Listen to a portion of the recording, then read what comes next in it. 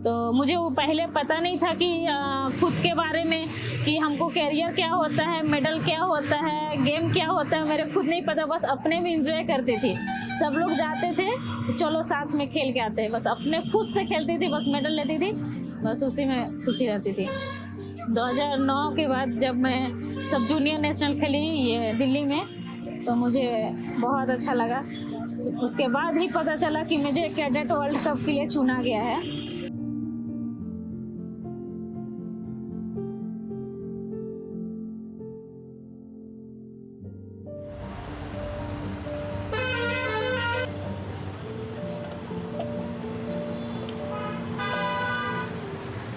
चाय हमको इसलिए बेचना पड़ रहा है क्योंकि घर के बहुत आर्थिक समस्या के कारण से मुझे चाय बेचनी पड़ रही है।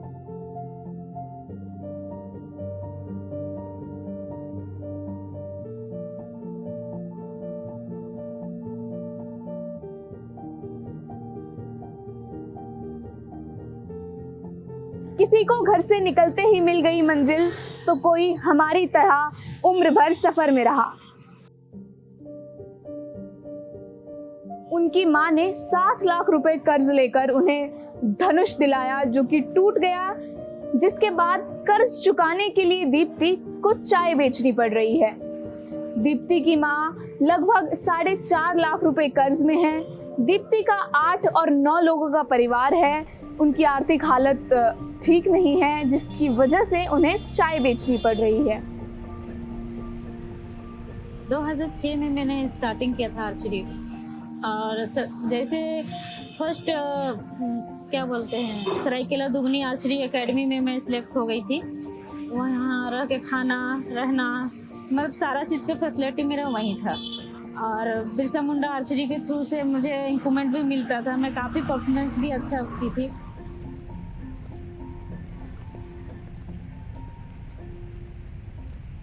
सबसे पहले तो मैं स्कूल जा रही थी लोहरदगा में, तो मेरे सर थे, वो बोले कि आर्चरी का सिलेक्शन हो रहा है। तो मुझे पता नहीं था कि आर्चरी क्या होता है, पर सर बोले कि मेरे स्कूल की लड़की है, सबसे ज़्यादा हम ये करना चाहते हैं तुम्ही को, तो कर लो।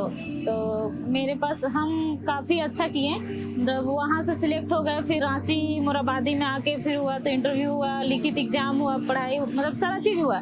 उसके बाद ज्वाइनिंग लेटर गया मेरे घर, तो फिर मैं दुगनी आर्चरी एकेडमी में सिलेक्ट हो गई। उसके बाद फिर दुगनी आर्चरी एकेडमी जाने के बाद सबसे फर्स्ट मेरा पहला इंटर स्कूल था। 15 दिन के बाद मैं फर्स्ट इंटर स्कूल टूर्नामेंट खेली थी। मैं जीआरडी टाटा कॉम्प्लेक्स में गोल्ड मेडल लाई थी। उसके बाद फिर वहाँ से जब मेडल ली मैं टाटा जीआरडी कॉम्प्लेक्स में, तो स्टेट के लिए मुझे चुना गया।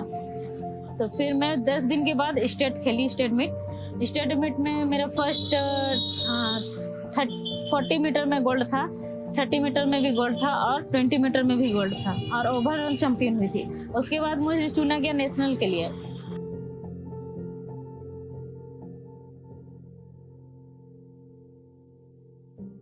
मम्मी महिला समिति से लोन ली थी मेरे लिए धनुष लेने के लिए। तो मम्मी 7 लाख का लोन ली थी, और मम्मी हमको बोली कि अब हम भरपाई कर रहे हैं, पर मम्मी का काफ़ी समस्या है, मतलब किडनी सर्जरी हो गया है। तो उसके में मतलब 4.5 लाख का मेरे लिए दी थी, और खुद पैसा अपने पे लगाई।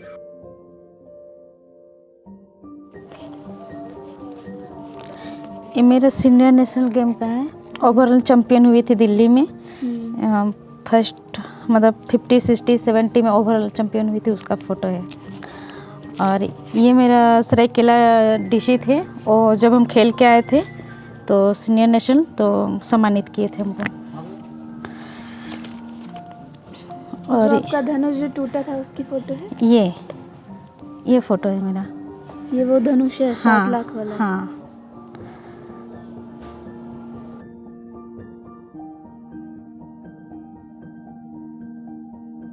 हम लोग का यही सपना है, लेकिन सपना सब टूट जाता है। इसका धनुष टूटा, हम लोग का सपना टूटा।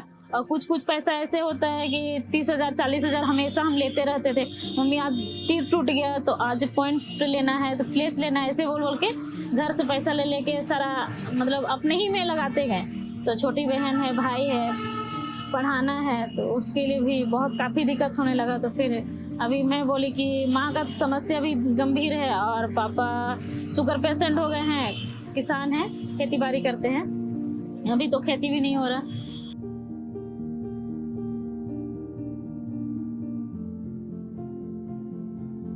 तो इसके वजह से मैं बोली कि मुझे अब कुछ करना होगा, तो फिर मैं यहाँ पे हर चीज़ छोड़ के अभी अरगोड़ा पे चाय बेचना पड़ा रांची में। जब धनुष टूट गया था उसके बाद मैं एकेडमी से वापस आ गई। एकेडमी में थी तो 1 साल मुझे सोना मुश्किल था, क्योंकि बहुत बुरा लगता था। सोना भी बहुत मुश्किल था, लगता था मतलब एक तरह से पागल हो रही हूँ।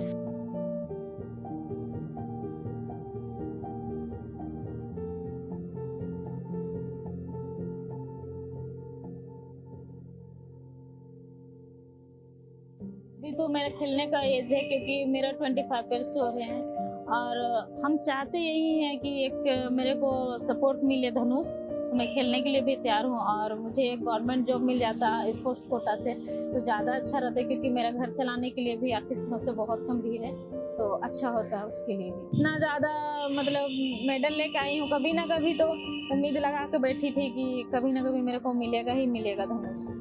तो नहीं हो पाएगा तो पापा भी बोलते थे रुक जाओ थोड़ा सा, ये लोन भरा जाएगा तो हम फिर से खरीदेंगे धनुष तुम्हारे लिए, अभी भी बोलते हैं।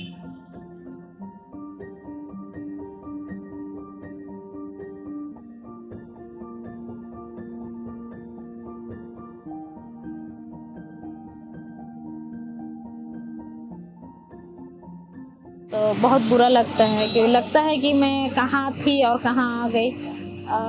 उस पल को याद करना बहुत कठिन होता है।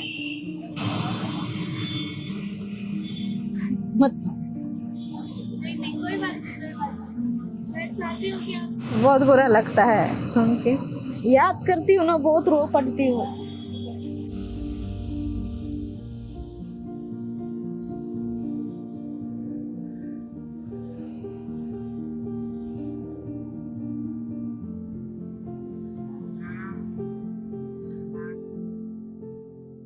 अपनी मुश्किल ज़िंदगी से कुछ पलों को चुराकर दीप्ति अक्सर आर्चरी के ग्राउंड में आती हैं और अपने छूटे हुए सपने की तरफ निहारती हैं।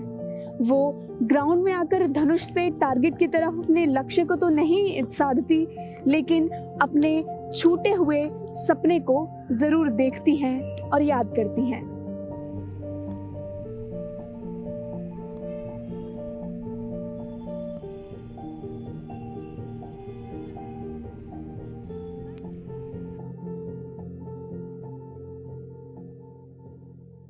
मम्मी बहुत कठिन से मेरे को 100 रुपये देती थी और मैं नेशनल खेलती थी, उसमें 100 रुपये मैं 6 महीना रखी थी और फर्स्ट इंटर स्कूल भी खेली, स्टेट मीट भी खेली और नेशनल खेलने के लिए जब गई थी तो मेरे पास 100 रुपये था। जब मैं खेल के आई उसके बाद से मम्मी ने 1000 रुपये भेजना स्टार्टिंग की थी कर्जा करके। हाँ, बहुत बुरा लगता है। मम्मी इससे उससे ले के भेजती थी।